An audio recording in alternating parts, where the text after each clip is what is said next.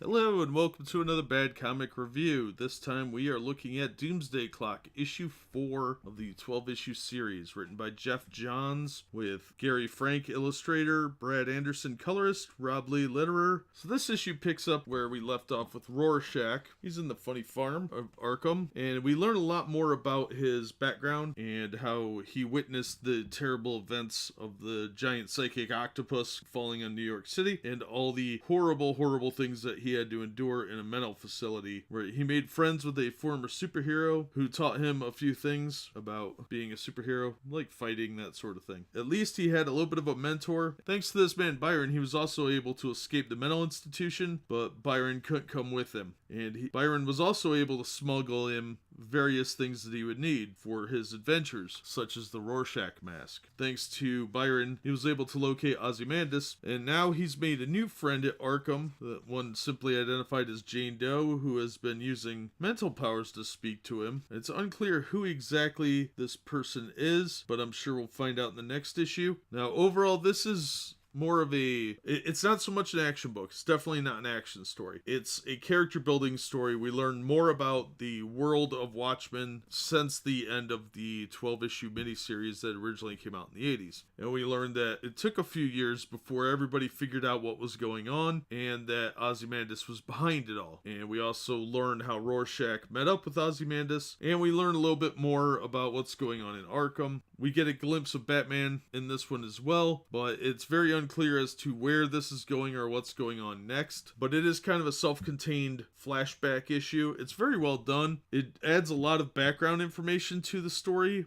but it's not really driving the plot too far forward, as far as I can tell yet. I think there's some clues as to what's going on, but it's just laying the groundwork for the rest of the story. I would have to say it is another great issue. I was highly impressed with the storytelling, and it's really adding a lot to the world building here, but I really do hope this series brings back the Justice Society. We'll have to see. Yeah, so I highly recommend, if you haven't caught up on Doomsday Clock and you get a chance, go out and do so. It's a lot of fun. It's a really good book, really well written. Jeff Johns is a very solid writer, and the art is great. I actually really like the art quite a bit, and I think there's a lot of talent on this book, and they've really got a tight story here that doesn't leave a lot of room for boring, non-essential dialogue or nonsense that you usually see in comics these days. So if you're looking for a good comic book to read, I recommend this. It's not an action-oriented book, but it definitely has a good story so far. The cover with the pancakes is kind of dumb, I think, but it does have its roots in the story, and it does look like Rorschach's mask. So there is that. So that's going to do it for this one. As always, thank you so much for listening and supporting the channel, and we hope to see you on the next episode.